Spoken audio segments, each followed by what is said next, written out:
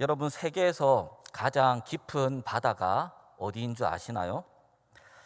북태평양의 괌 인근의 마리아나 해구가 가장 깊은 바다라고 합니다. 평균 수심이 7,000에서 8,000m로 지금까지 확인된 바다 중에 가장 깊은 곳입니다. 이런 깊은 바다는 수압이 700에서 1000기압에 달하기 때문에 어떤 척추동물도 살기가 힘들다라고 많은 사람들은 생각합니다.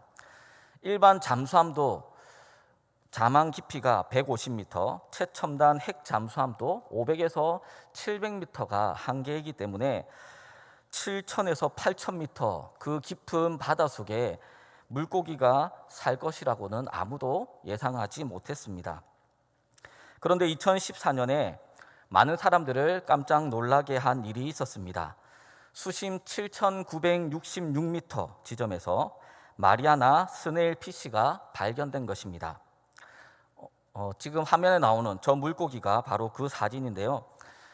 흔히 어떤 사람들은 그렇게 깊은 바다에 살려면 정말 철갑과 같은 강력한 그런 껍질을 가지고 있어야 될 것처럼 생각하는데, 이 물고기는 아주 연약해 보이는 그러한 물고기입니다.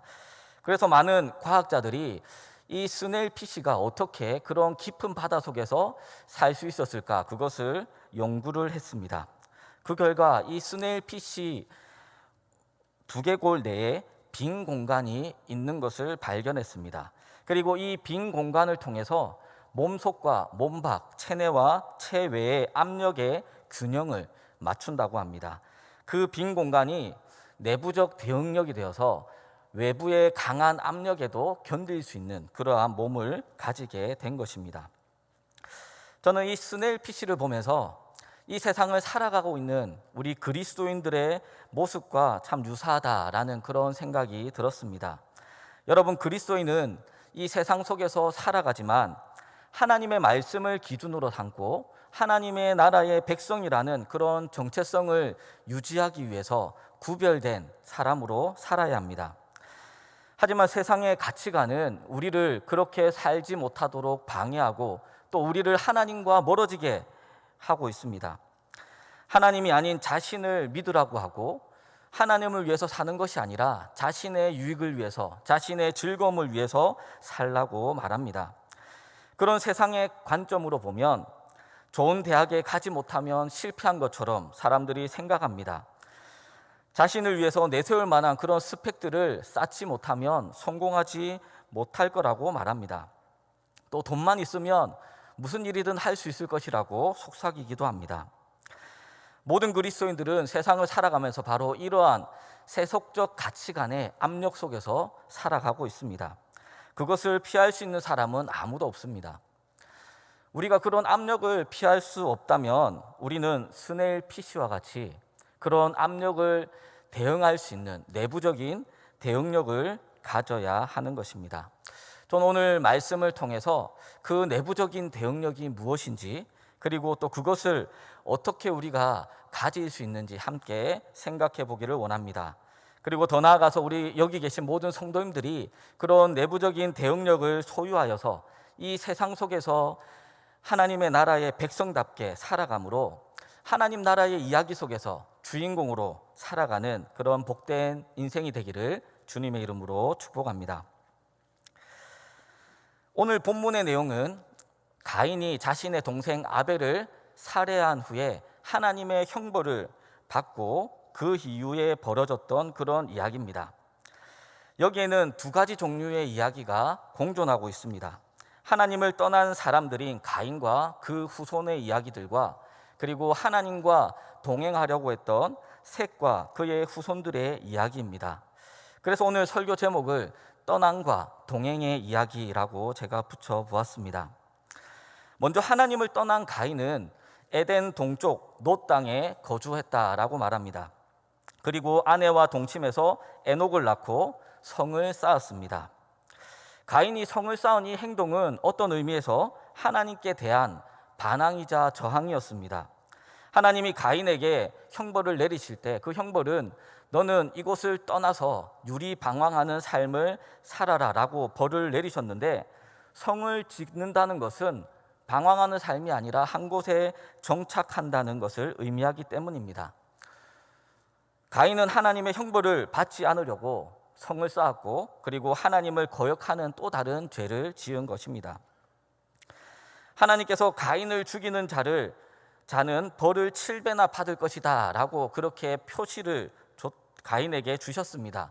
그런데 그 표시를 받았음에도 불구하고 가인이 성을 쌓은 것은 하나님이 주신 그 표가 자신을 보호해 주지 못할 수도 있겠다라는 불안감이 있었기 때문인 것 같습니다. 그는 하나님을 온전히 신뢰하지 못한 것입니다. 그리고 오히려 자신을 믿고 자신의 노력으로 성을 쌓고 자신의 가족을 보호하고 자신의 욕심으로 축적했던 그 모든 것들을 간직하기 위해서 성을 쌓은 것입니다. 게다가 그는 그 성을 만들고 나서 자신의 아들의 이름인 에녹이라고 부릅니다. 이것은 자신을 세상 가운데서 자랑하고 드러내고자 하는 그런 마음에서 생겨난 것입니다. 그 이후에 17절부터 22절에 가인의 계보가 나옵니다. 이 중에서 주목받는 인물, 그리고 많은 분량이 할애된 부분이 바로 라멕입니다. 이 라멕의 아들들은 각기 고대 문명, 그 당시 문명의 시조가 된다고 말합니다. 첫째 아들인 야발은 가축을 키우며 천막 생활을 하는 첫 번째 사람이었습니다. 둘째 아들 유발은 다양한 악기들을 만드는 조상이 되었습니다. 셋째 아들 두발가인은 구리와 쇠로 여러 가지 기구를 만드는 그러한 조상이 되었습니다. 여러분, 가인이 성을 쌓고 그리고 그 성 안에서 목축업을 하는 사람, 또 음악을 하는 사람, 도구들을 만드는 사람, 이런 사람들이 생겨나기 시작하면서 도시가 형성되었고, 그리고 사람들이 편리한 생활을 하게 되었습니다. 하지만 가인의 후손들은 편리한 생활을 했지만 하나님을 떠나서 자신들의 이야기를 적어갔고 자신들의 역사를 만들어 갑니다.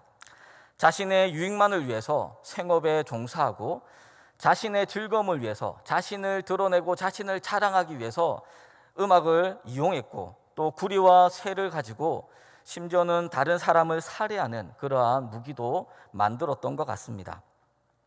그것은 23절에서 24절에 보면 거기에 나오는 라멕이 불렀던 노래에서 잘 드러나고 있습니다. 그들의 삶은 문명이 발달하면서 편리해지고 풍요로워졌지만 그들의 죄악의 강도는 점점점 더 세워져 갔습니다. 라멕은 자신에게 상처를 입힌 소년을 죽인 후에 자신의 살인을 마치 자랑하듯이 노래로 부릅니다. 이것은 하나님과 그의 법에 대항하면서 쾌락과 방종을 추구하는 악한 사회의 한 단면을 보여주는 것입니다.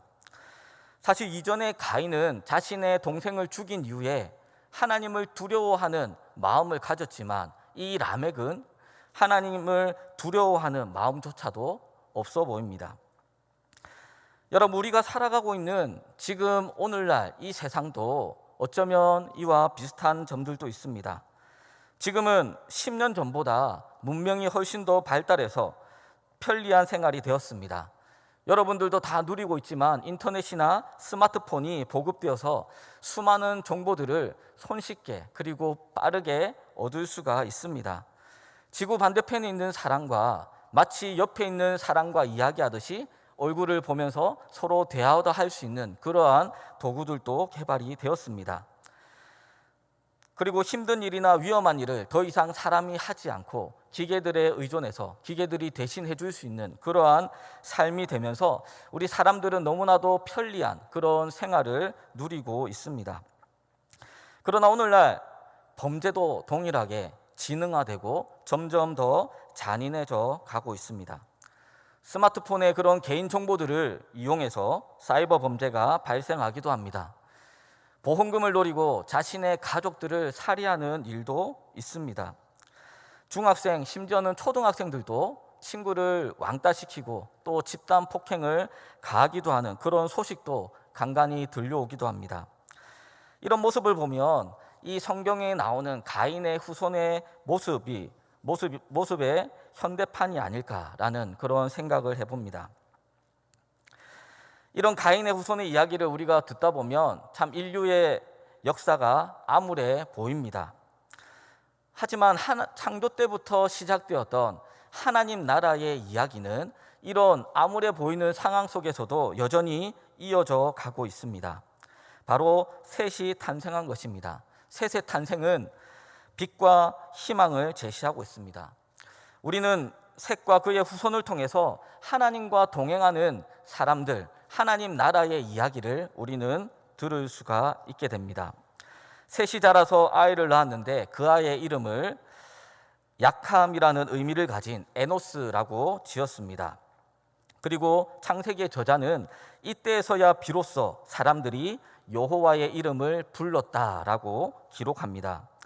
이전에 사람들이 하나님을 부르지 않았다는 것이 아니라 이때에 돼서야 정기적으로 하나님을 찾고 하나님을 기억하고 하나님을 의지하는 예배와 같은 그런 종교적 행위가 정기적으로 시작되었다라고 이해할 수 있습니다.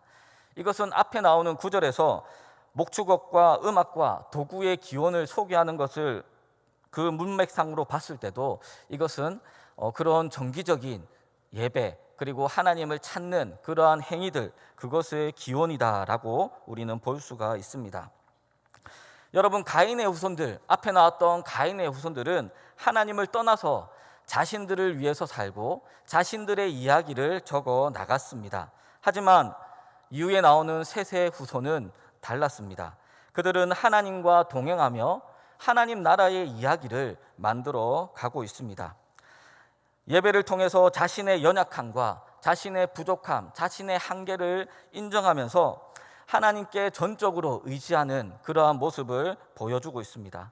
하나님을 붙들고 하나님과 연합하려고 노력하고 하나님을 자신의 왕으로 모시고 그 하나님의 말씀에 순종하는 그러한 사람들의 모습을 볼 수 있습니다.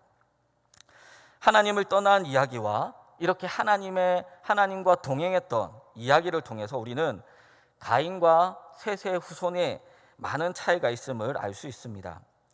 가인의 후손들은 앞에서 본 것처럼 다양한 영역에서 두각을 나타내며 많은 것을 이루어냅니다. 그들의 산업과 또 예술과 사법제도가 상당한 수준까지 발달되어 있음을 우리는 볼 수 있습니다.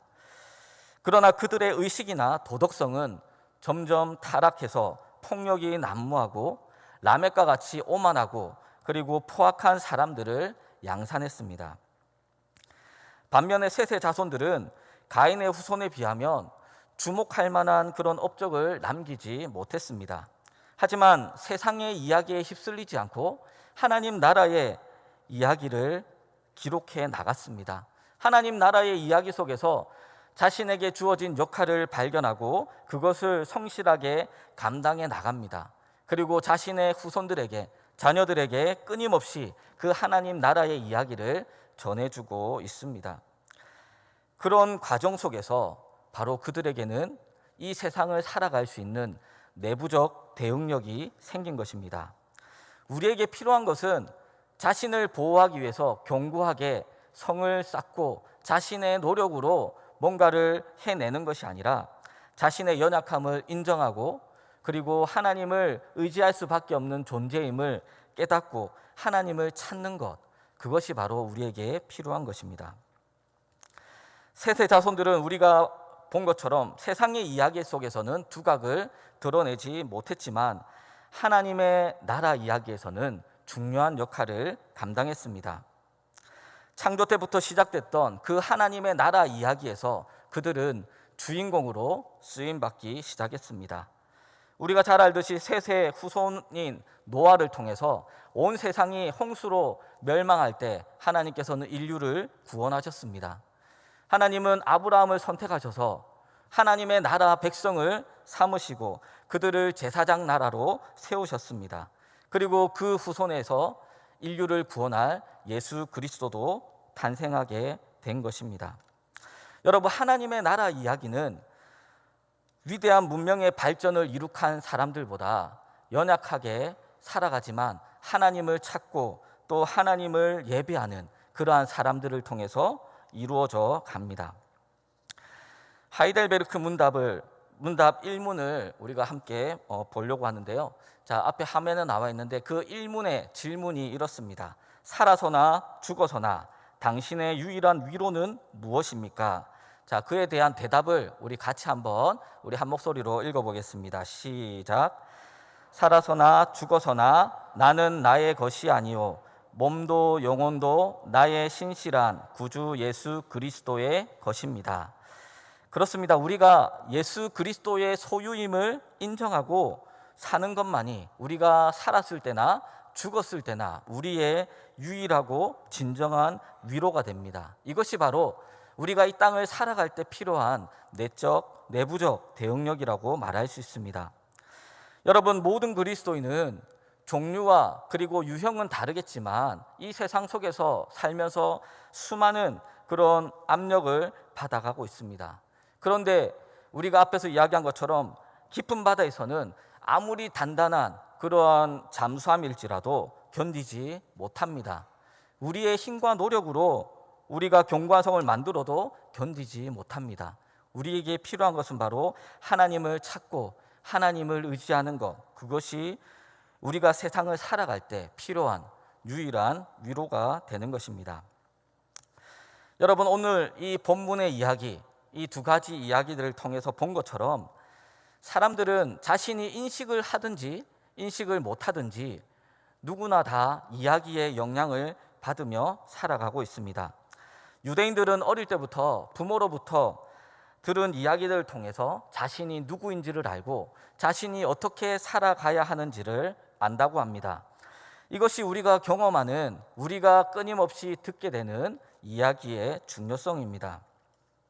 우리가 살아가고 있는 오늘날에도 이 가인과 셋의 시대와 같이 세상의 이야기와 하나님의 나라의 이야기가 공존하고 있습니다. 오늘 본문에 나오는 가인의 후예들처럼 많은 사람들은 세상의 눈에 보이는 그러한 이야기에 현혹되고 또 그 가운데서 자신을 드러내고자 자신의 업적을 자랑하고 자기 중심적으로 살아가는 사람들이 있습니다. 또 한편에는 자신의 연약함을 인정하고 자신의 한계를 고백하며 하나님을 의지하고 자신이 아닌 하나님을 위해서 살아가기로 결단하고 매일매일 노력해 나가는 사람도 있습니다. 우리는 인정하든 인정하지 않든 이 공존하는 두 이야기 속에서 어느 하나의 이야기에 영향을 받으며 살아갑니다. 여러분은 어떤 이야기 속에서 살아가고 싶습니까? 제가 수년 전 캄보디아에 단기 선교를 다녀온 적이 있습니다. 그때 히즈 차일드라는 국제 기구를 만들어서 사역하셨던 김정영 선교사님의 사역지를 방문했는데 지금도 메일로 그 선교사님의 기도 편지를 받습니다. 기도 편지에 있던 사진을 하나 보여드리려고 하는데요. 자, 여기 사진에 나오는 버스는 특별한 버스입니다. 그 선교사님이 하는 사역 중에 안식처 버스라고 이야기하면서 이 버스 안에 샤워 시설을 만들어 놓고 그리고 그 캄보디아에 노숙하고 있는 공원에서 그냥 집 없이 살아가고 있는 아이들을 위해서 공원 곳곳을 요일을 정해놓고 월요일은 이 공원, 화요일은 이 공원 이렇게 다니면서 그 아이들을 불러서 그 씻지도 못하는 그 아이들을 버스 안에서 샤워를 시켜주고 깨끗한 옷으로 갈아입혀주고 또 손톱을 깎아주기도 하고 그리고 교육도 그동안 받지 못했던 그 아이들에게 하나님의 말씀으로 글자들도 가르쳐주는 그러한 사역을 하고 있습니다. 지난주에 받았던 기도 제목 중에 마음 아픈 내용이 있어서 제가 한번 읽어드리도록 하겠습니다. 아이는 부모를 선택할 수 없습니다. 아이가 태어나 보니 그 부모가 노숙자이며 자녀 또한 부모의 삶을 답습하여 자연스럽게 가난이 대물림됩니다. 각종 약물과 본드에 의존하여 삶의 의욕이 전혀 없는 부모들에 의해 방치된 자녀들은 척박한 거리에서 성매매와 각종 범죄에 노출되어 있습니다. 거리에 사는 아이들일지라도 아이답게 대해주고 아이답게 배려받을 수 있는 시간을 매주 한 번이라도 경험할 수 있도록 이들을 정기적으로 만나 친구가 되어주며 예수님의 사랑을 전하며 예배 드릴 수 있어 감사합니다. 이것이 기도 제목의 일부였는데요. 이 선교사님의 기도 제목을 보면서 참 우리가 살아가면서 우리의 삶에서 경험하는 이야기가 얼마나 중요한지 생각해 보았습니다. 노숙하는 그 아이들은 자신의 부모로부터 좌절과 낙심의 이야기, 또 주변의 성매매와 각종 범죄의 이야기 속에서 자라기 때문에 그 노숙자의 삶에서 평생 헤어나오지 못합니다.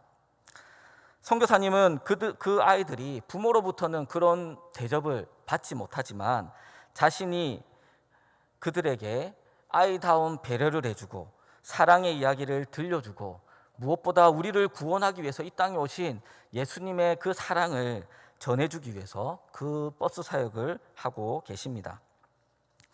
물론 버스에서 만난 아이들이 누군가로부터 사랑받는 그 경험을 한 번, 두 번 했다고 해서 자신들이 살아오던 삶을 청산하고 변화되지는 않습니다.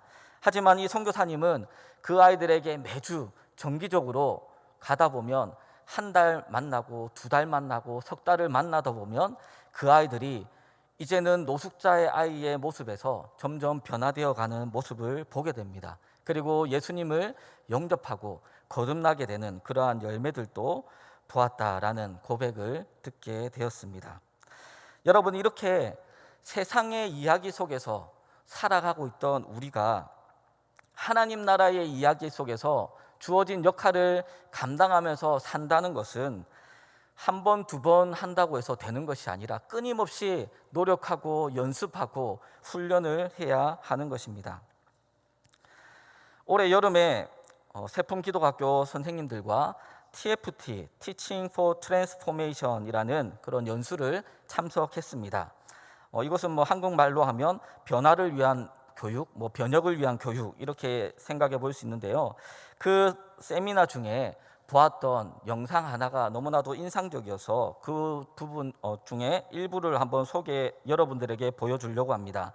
이 영상은 우리가 그동안 살아온 세상의 이야기에 익숙한 자신의 사고방식 그리고 행동을 바꾸려면 많은 노력과 시간이 필요하다라는 것을 알려줍니다.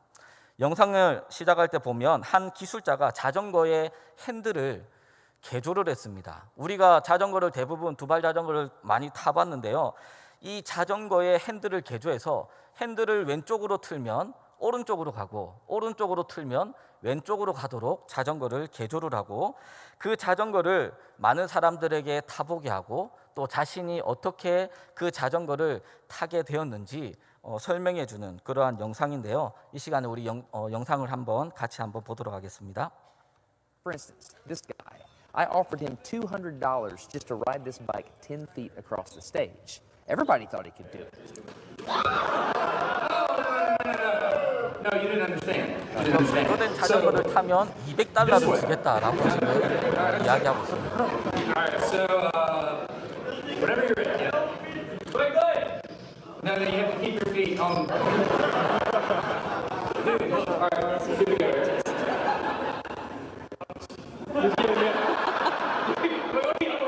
Like you gotta start rolling at least.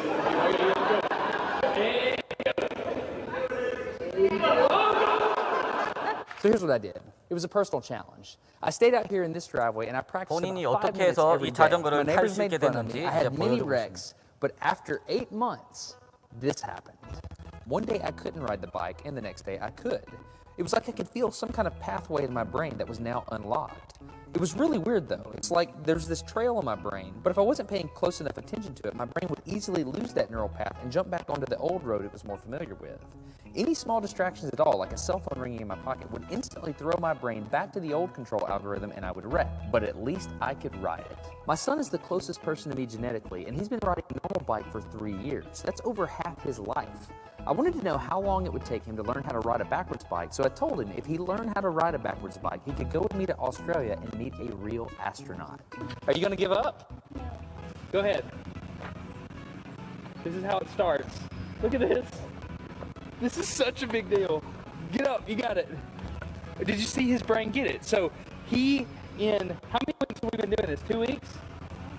In 2 weeks, he did something that took me 8 months to do, which demonstrates that a child has more neuroplasticity, am I even saying that right, than an adult. It's clear from this experiment that children have a much more plastic brain than adults. That's why the best time to learn a language is when you're a young child.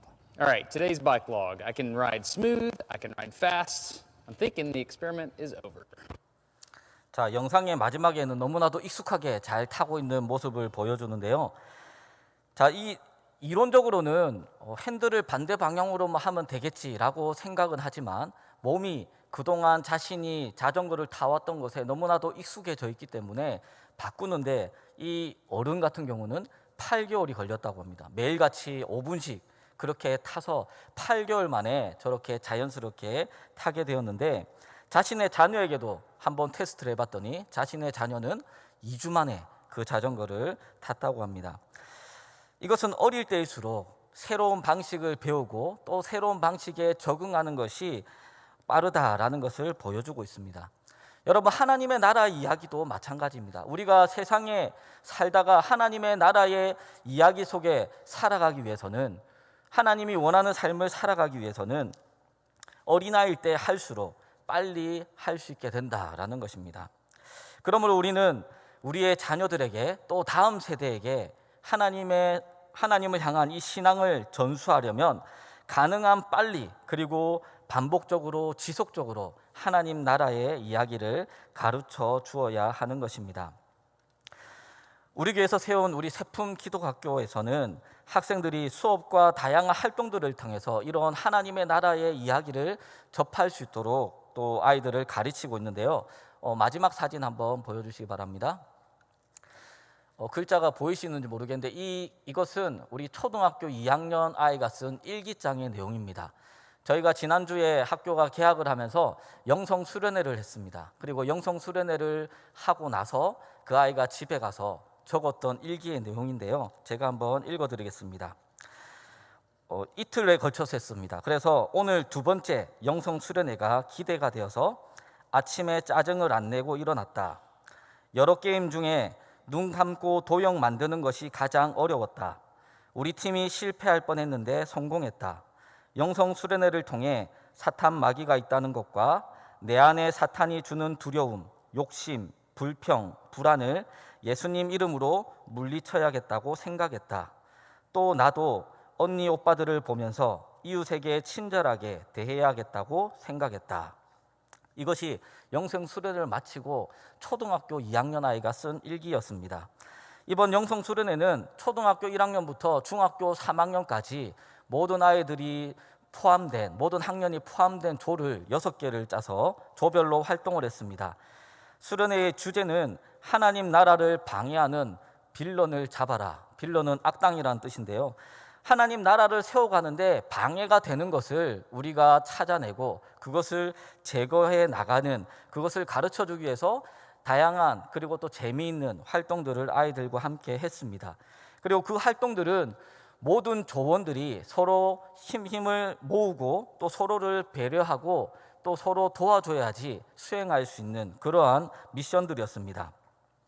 그러다 보니 중학생들이 특히 초등학교 저학년 아이들에게 친절하게 가르쳐주고 도와주고 또 잘 못하는 애들을 격려해주고 그렇게 해서 우리 모든 조들이 그 미션을 통과했습니다. 여러분, 하나님의 나라가 이야기가 바로 이러한 것입니다. 때로는 어려운 일, 또 자기 스스로 할 수 없는 일들을 만날 때도 있는데 그럴 때 공동체 안에서 함께 있는 사람들의 위로를 받고 격려를 받고 그들의 도움을 받았을 때 그것을 완수해 나갈 수가 있는 것입니다. 여러분, 저학년들은 이렇게 선배들, 중학생들이 그렇게 자신들을 대해주는 것, 그것을 통해서 하나님의 나라가 이런 것이구나라는 것을 배워갑니다. 그런데 이 중학생들은 어떻게 그것을 알았겠습니까? 여러분들도 알듯이 오늘날 중학생들 아이들이 그 초등학생 저학년들에게 이렇게 친절하게 가르쳐주고 인내해주고 도와주고 하는 중학생들을 우리가 보기는 쉽지는 않을 것입니다. 그런데 이 아이들이 왜 그런 모습을 보여주느냐? 자기들의 선생님을 통해서 그것을 보고 배웠기 때문입니다. 선생님이 우리 학생들을 존중해주고 또 인내해주고 그리고 포기하지 않도록 기다려주고 도와주고 하는 것을 통해서 하나님의 나라의 이야기들을 경험을 했고 그것을 이런 활동들을 통해서 또 자신이 동생들에게 가르쳐주고 보여주고 또 그 아이들은 자기들도 또 그렇게 삶을 살아가겠다라고 결심하는 이러한 교육이 반복되면 반복될수록 우리 아이들이 하나님 나라의 이야기 속에서 살아갈 수 있게 되는 것입니다.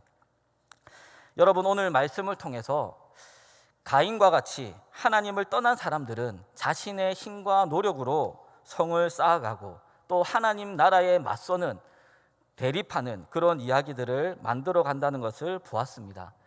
그러한 세상의 사람들은 세속적 가치관에 물들어서 자녀들을 좋은 대학에 보내기 위해서, 좋은 학벌을 가지게 하기 위해서 온갖 노력들을 다하는 모습을 봅니다. 또 어떤 이들은 주식이나 가상화폐, 부동산 투자 이런 것들을 통해서 조금이라도 더 많은 돈을 벌려고 애를 쓰는 모습들, 그래서 자신을 위해서 견고한 성을 쌓아서 안전해지겠지라고 착각하고 있는 모습을 볼 수 있습니다. 또 한편으로는 셋과 같이 하나님과 동행한 사람은 세상의 이야기에 휩쓸리지 않고 하나님의 이야기를 만들어 간다는 것을 보게 됩니다. 자신의 연약함을 인정하고 내 스스로는 살아갈 수 없기 때문에 하나님을 찾을 수밖에 없고 하나님을 의지하고 하나님의 사랑을 경험해서 또 그것을 자신의 가정에서 또 각 셀 모임에서 자신의 생업의 현장에서 사람들에게 베풀어주고 나누어줌으로 이 땅 가운데 하나님의 나라를 만들어가는 그러한 사람들을 우리는 볼 수가 있습니다.